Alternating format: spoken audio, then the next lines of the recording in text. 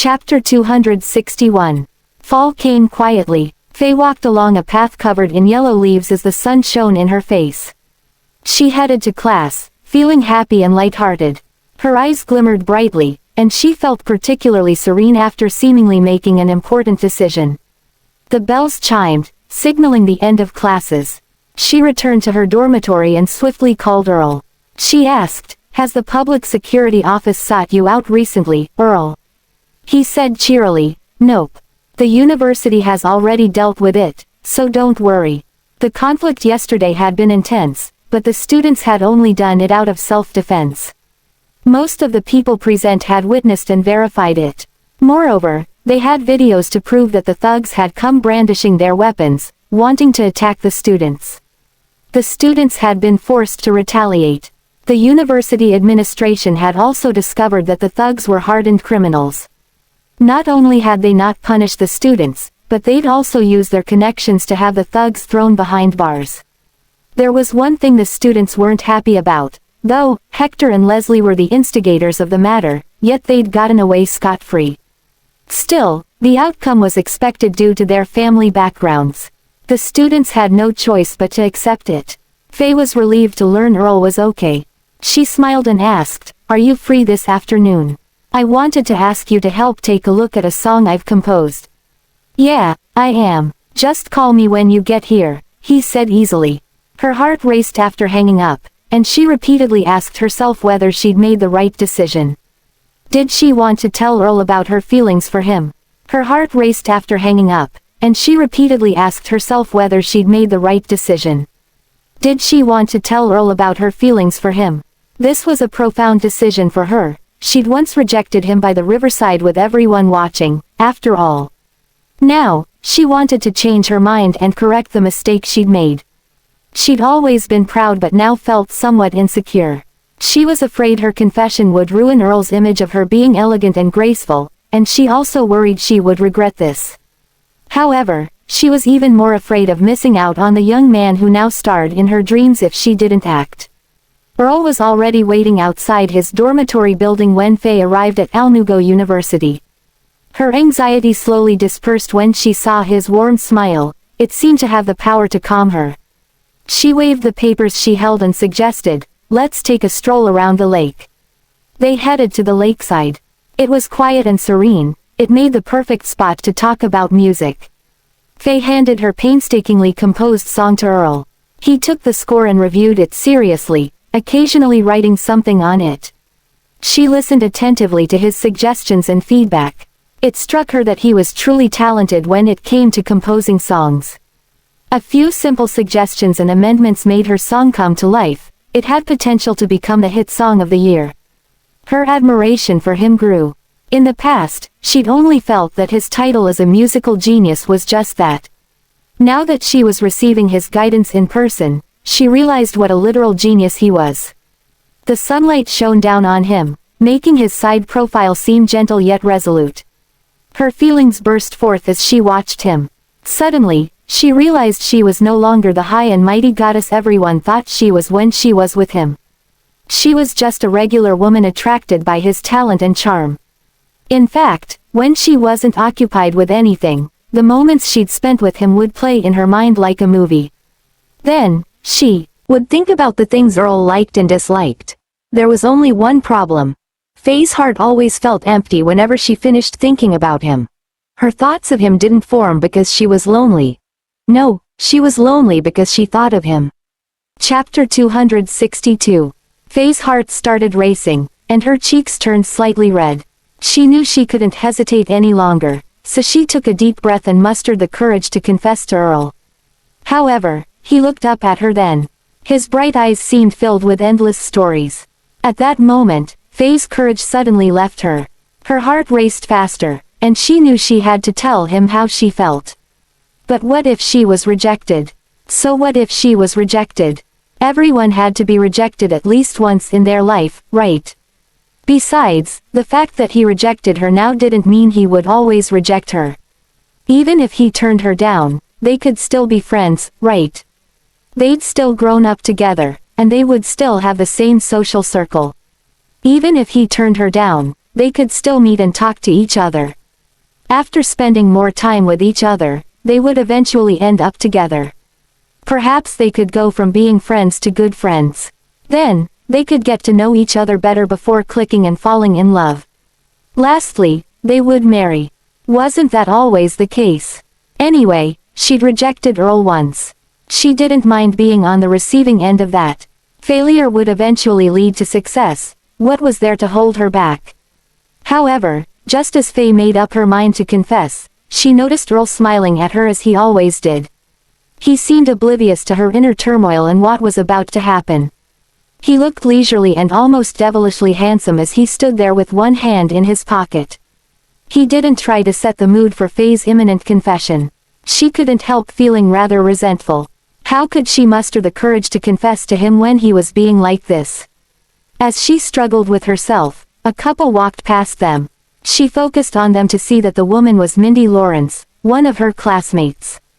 It was normal for students from the Music Academy to date outstanding students from Alnugo University, so it wasn't surprising to run into a classmate there. Mindy curiously appraised Faye and Earl as they stood together. Then, she called Faye's name. Her appearance helped ease Faye's nerves. She greeted the former warmly. Mindy's gaze landed on Earl. She didn't recognize him but mistook him and Faye to be on a date. After all, what else could a man and a woman be doing alone by a lake? Before leaving, Mindy asked, "What are you still doing here, Faye? Do you remember that handsome Cranard man, Bjorn Payne? He's going to try his luck with you tonight, so be prepared for that." After that, she and her boyfriend left. Earl asked curiously, "Who's this handsome Cranard man?" Faye smiled faintly and explained, "He's a handsome guy who's also studying at the Music Academy. Rumor has it he's a Cranard noble who's been knighted and is a duke. Aside from his good looks, he's also pretty influential among the student council." "He sounds pretty great," Earl said. Chapter 263. Faye's heart sank when she heard Earl's compliment. She looked at him pointedly and asked, "Aren't you jealous?" This reminded him of how he'd confessed his feelings for her by the riverside. He could face it without batting an eye now, though. Besides, he was dating Belle now, and it was clear that Faye had let go of the past if she could bring it up. Since she'd moved on, why did he have to get his panties in a twist over it? He smiled and said, "Nope. Don't forget I'm getting it on with a beautiful woman from my university's music faculty now. Speaking of music, did you get any of the things I said earlier?" She said, "Of course. Thanks, Earl. How are you and your girlfriend doing, actually?" "Not too bad. We're progressing well," Earl answered. "That's good." Faye continued, "I understand all the edits you make, so thanks for that. I should head back if there isn't anything else. Let's talk some other time." Earl nodded. "Yeah, you should head back and dress your best. There's a grand confession event waiting for you tonight." "It's none of your business. I'll deal with that myself." She rolled her eyes at him before flouncing off. Though she wanted to tell him how she felt, she'd ultimately kept the words to herself. She didn't think it was right for her to make the first move. It'd be best if he could confess to her again. Before that day arrived, she would display her best self and hope he would pursue her again. As for the confession, she'd already mustered up the courage to make. That could go to hell. Earl spent the rest of the afternoon lazing in his dormitory. That night, he heard Bjorn had used 999 candles to form a gigantic heart outside Faye's dormitory building. He'd also invited many big shots to make the event grander. The confession caused a sensation across campus, but he knew nothing of the outcome. All he knew was that it had caused many couples to get into fights and even break up.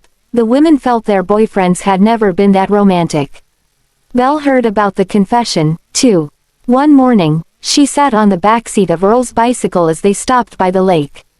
She held him tightly and asked, "Will you put together a grand proposal to ask me to marry you in the future?"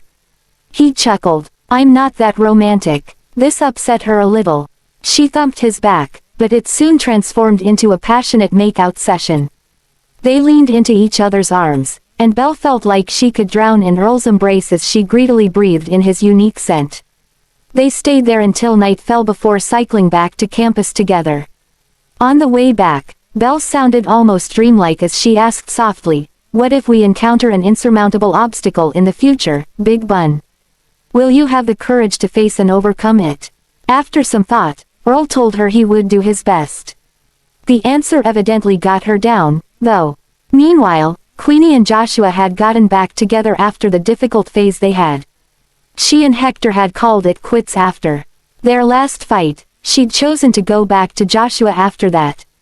After all, his family background was the only thing that he lacked in comparison with Hector. Other than that, he was a pretty good choice. More importantly, he had the courage to go up against Hector for Queenie's sake. That had moved her. Chapter 264. Joshua had also chosen to forgive Queenie's past indiscretions because he was deeply in love with her.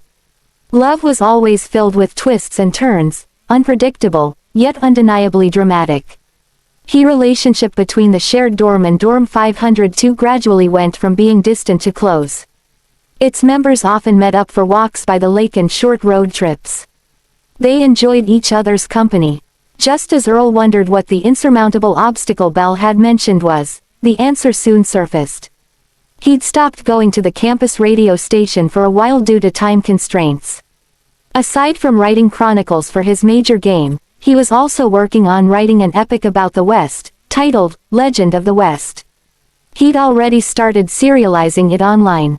Unlike Legend of the East, he'd chosen to serialize it on a foreign website after translating it himself. His outstanding foreign language capabilities had resulted in the novel causing a sensation in foreign countries.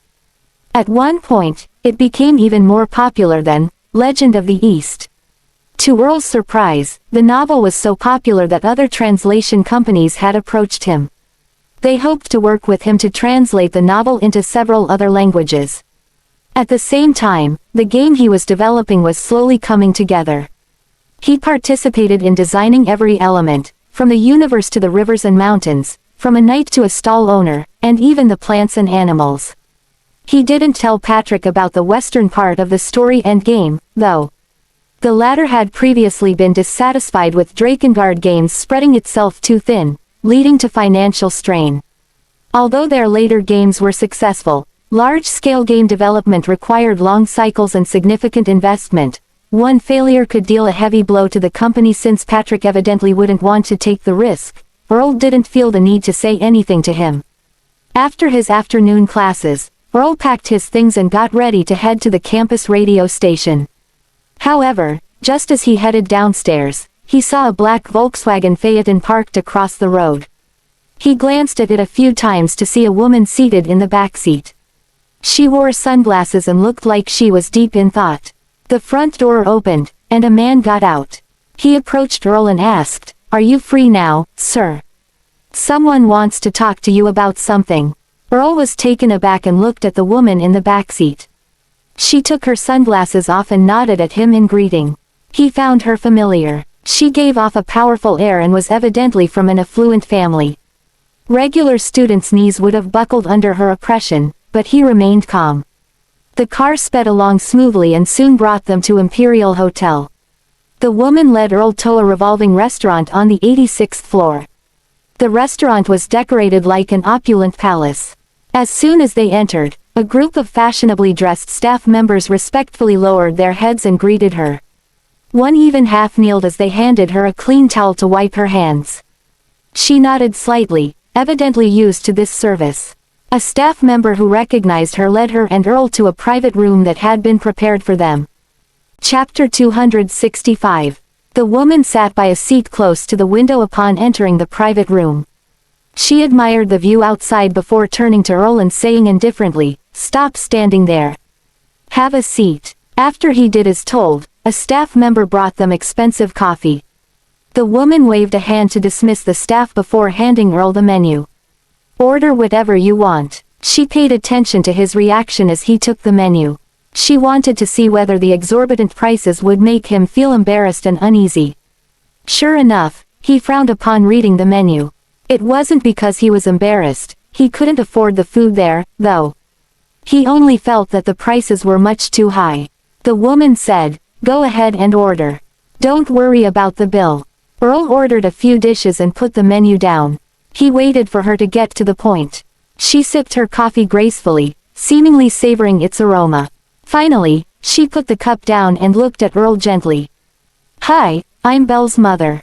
I've observed you for some time, and it seems to me that you're dating her. Am I right?" The realization dawned on him. No wonder he'd found her familiar earlier. She and Belle resembled each other. His attitude became more respectful when he learned who she was.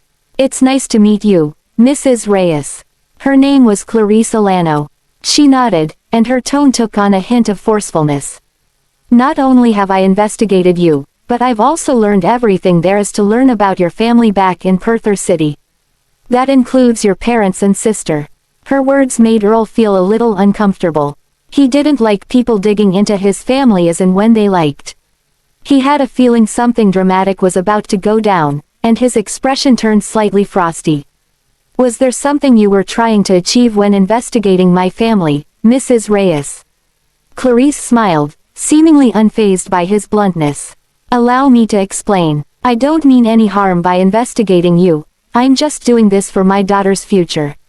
I'm sure you can understand that no responsible parent would want their daughter to marry a thug or hooligan." Earl didn't say anything. He chose to continue listening. She pulled out a cigarette from her bag and lit it, taking a drag as she took a trip down memory lane. "Coincidentally, Belle and Ter actually alumni. Her father and I both graduated from Alnugo University, and we had the freedom to choose who we dated. We were very much in love, but my parents vehemently opposed when I decided to marry him. He came from a poor family, but I had faith in his talent and charm.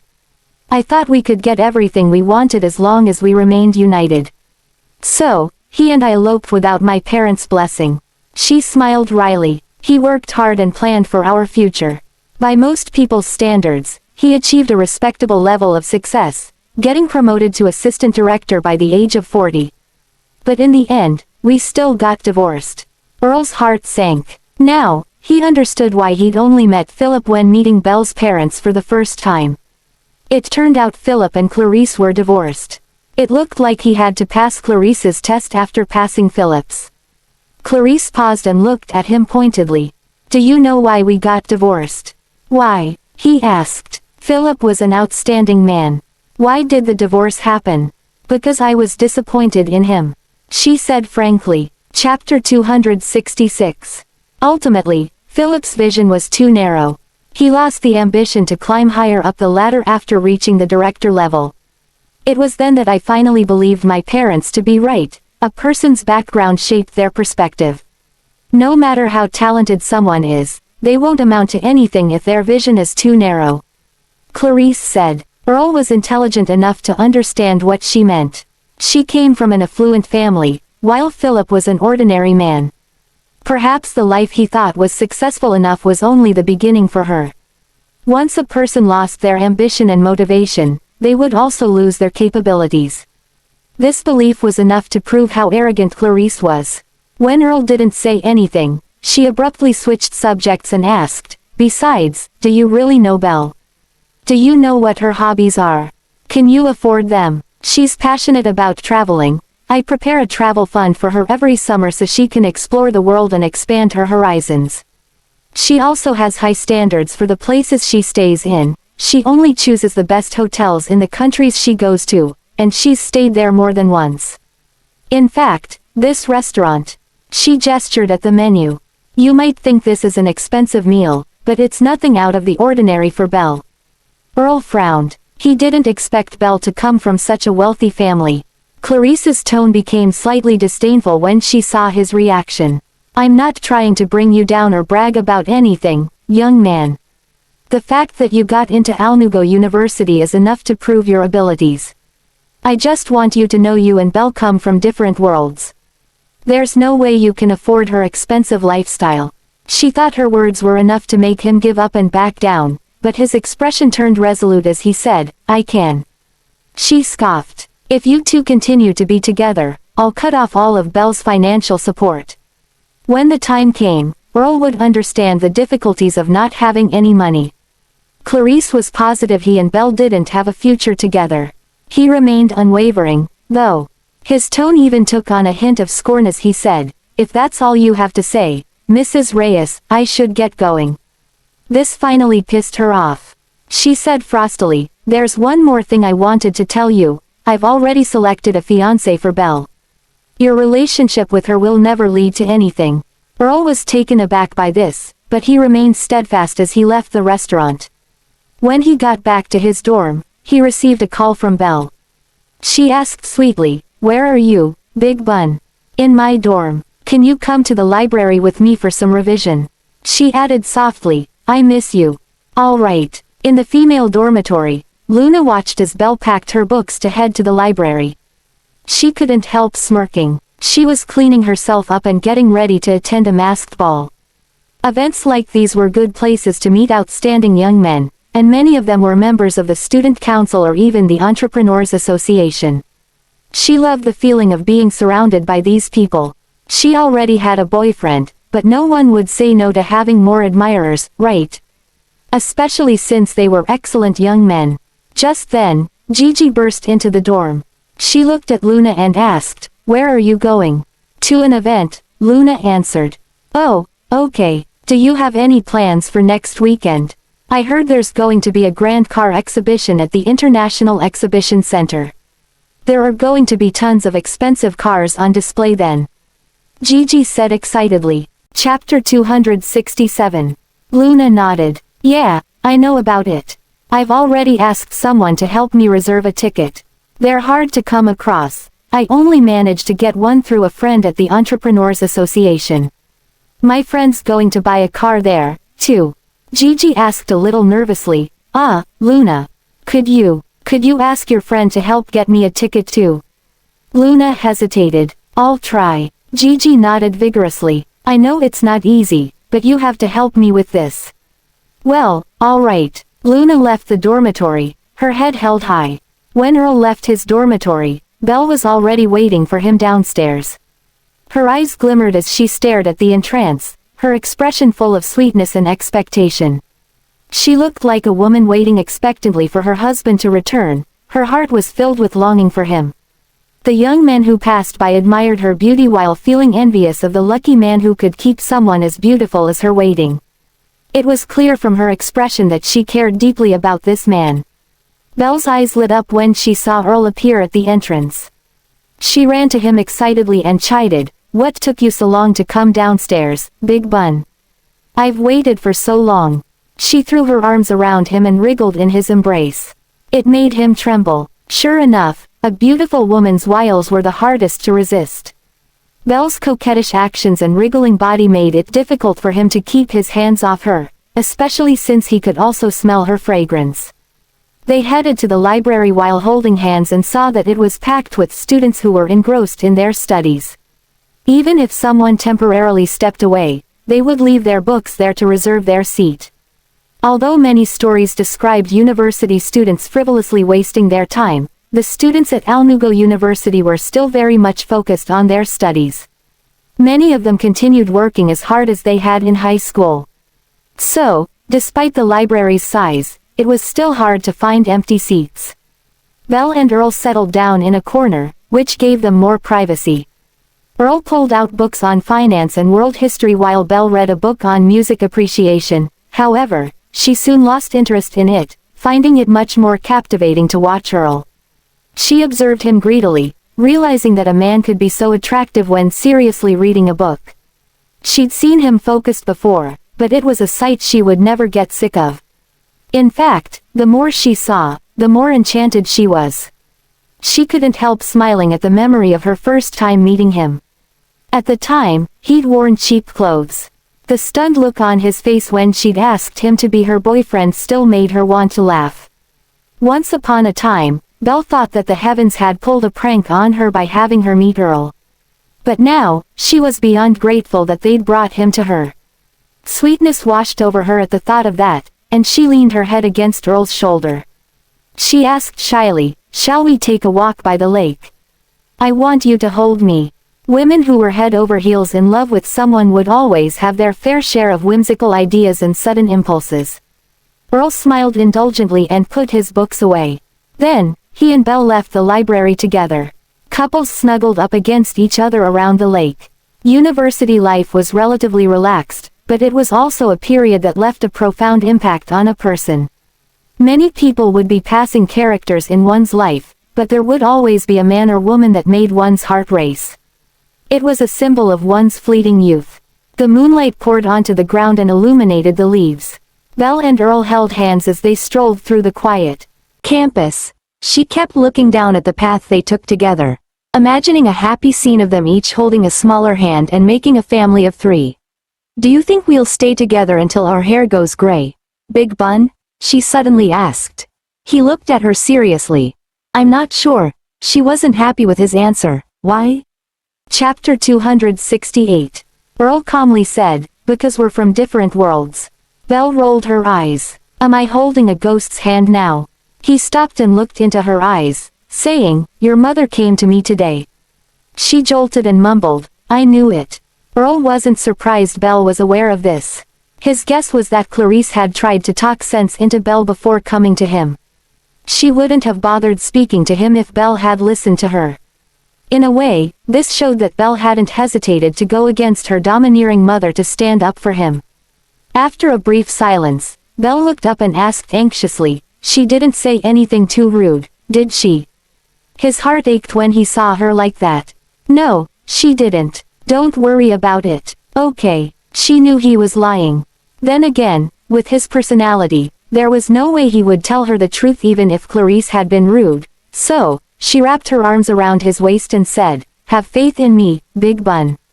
You're the only one who holds my heart, and we'll never be apart." She stood on her tiptoes and kissed him sweetly, wanting to pacify him. How could he say no to that? He held her waist tightly, almost wanting to make her body become one with his. She leaned into his embrace, deathly afraid of losing him. It was getting late, so Earl walked Belle back to her dorm. They shared a sweet kiss before parting, and Belle went upstairs.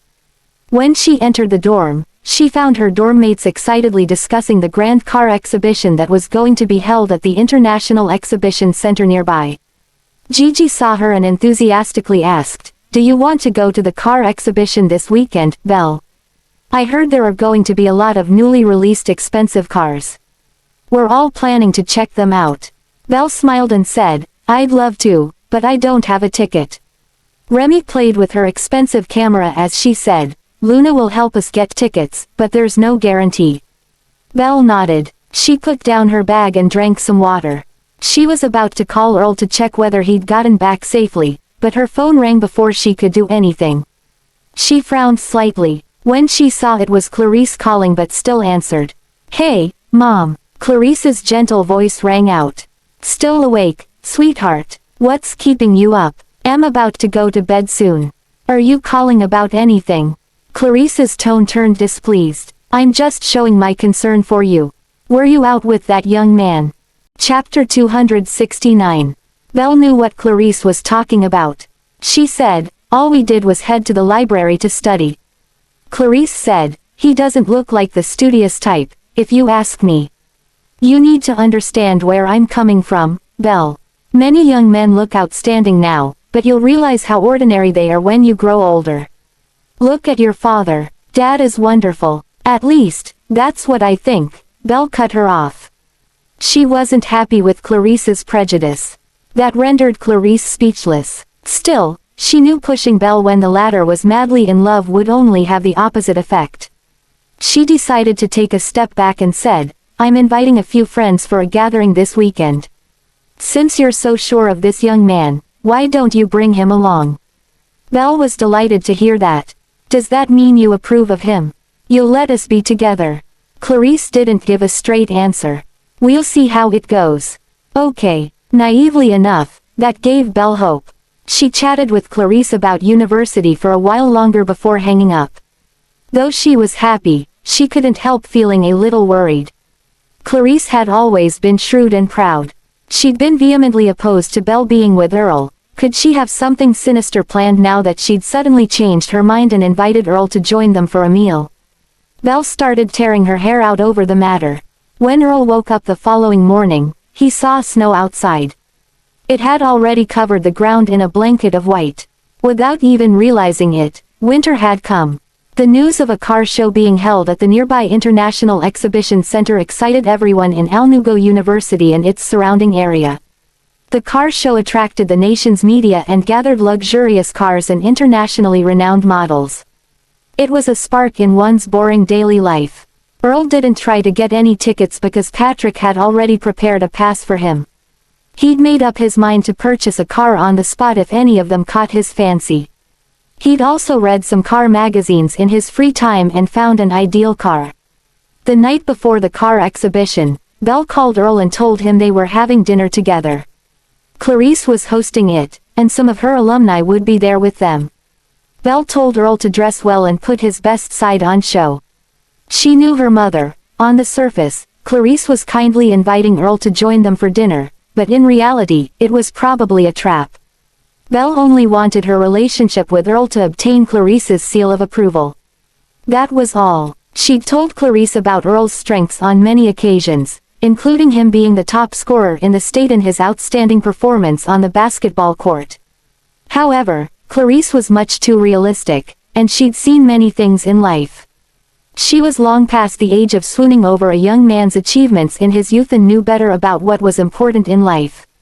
She strongly believed that choosing a suitable fiancé for Belle was the only way to ensure her stability in life and her descendants' prosperity. To Clarice, Earl's excellence in university would likely be nothing more than a fleeting phase. No matter how good he was at basketball, it would never hold a candle to the success one could obtain in one's career. Meanwhile, his title as the top scorer in the state only represented his glory when starting university. She'd seen one too many top scorers who came from the countryside. They'd become nobodies due to the intense competition in university, even blending with the crowd after being eliminated from the race. Compared to those empty titles, Clarice valued young men who came from good families, those who could secure venture capital or had already built a business. While in university, that was what would truly give one a secure life. At that moment, Luna excitedly waved a few tickets to the car exhibition, pulling Belle out of her reverie. The former cried, "My friend in the Entrepreneurs Association managed to get us all tickets to the car exhibition, Belle. I heard some young members are even going to purchase cars on the spot. Are you up for it?" Chapter 270. Belle said listlessly, "No, I'll sit this out. You guys go ahead." She'd originally had the intention of going but couldn't bring herself to get into the mood at the thought of Clarice's disapproval of Earl. Luna huffily put the tickets away and muttered, "Fine, then. I'll bring someone else." In dorm 502, Isaac and Ronnie were fiddling with a high-end DSLR camera worth thousands of dollars. Its lens extended like a cannon, and it came with a dedicated tripod. It looked incredibly professional. Earl asked curiously, "What are you guys up to?" Isaac said excitedly, "We're checking our professional photography gear. Joshua helped us get some tickets to the car exhibition. We heard there are going to be plenty of cars worth millions of dollars on display. Even the most popular car models are going to be there." Ronnie checked the camera seriously while Isaac occasionally reminded him to be careful. Samuel put down his book and looked at the gadget he would never be able to afford, feeling curious and envious. Joshua had given him a ticket to the car show. He wanted to see what this wholly different world was like. Isaac turned to Earl. "Come with us, Earl. It'd be nice to look at the hot models even if we can't afford to buy anything." Earl shook his head. "No, it's okay. I have other things to attend to over the next few days." He was indeed going to be at the car exhibition, but he was going to be there to collect his car. He didn't want to run into his classmates there. Isaac didn't force him. He and Ronnie continued fiddling with the camera. It was the weekend the following day. As soon as everyone woke up, they saw a thick blanket of snow had covered everything. The snowfall was rarely this heavy, so it added a hint of romance to this international metropolis. Earl woke up early to exercise. He went for a run at the hill behind campus. When he returned, he saw Isaac, Samuel, and the others ready to head to the exhibition center. Joshua had recently gotten into the habit of leaving the dorm early and returning late after reconciling with Queenie, so he was scarcely seen at the dorm. Before leaving, Isaac asked Earl once more whether he wanted to go to the car exhibition. Earl still shook his head. Once they were gone, he freshened up and left the dorm. Meanwhile, the young women in Belle's dorm at the music faculty were also preparing to head to the car exhibition.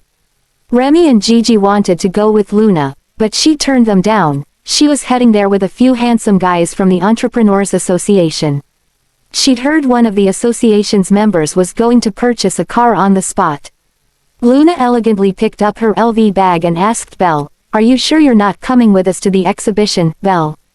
The latter lay on her bed, looking listless. "Yeah, you guys go ahead." She held a cushion that was part of a matching set with Earl's. They'd bought it together. She felt rather downtrodden. The dinner with Clarice was that night, and Belle was worried Clarice's comments of Earl would affect their relationship. She also had no faith in making Clarice accept Earl. This had been troubling her for the past few days, making her sleep restless. She called Earl and asked, "What are you doing, Big Bun? Do you want to have lunch together? You're at the car exhibition." "All right, then." "No, I don't want to go. I need to study." After hanging up, Belle angrily pummeled the cushion while muttering, "Stupid Big Bun. Why aren't you spending time with me? Take this, and this."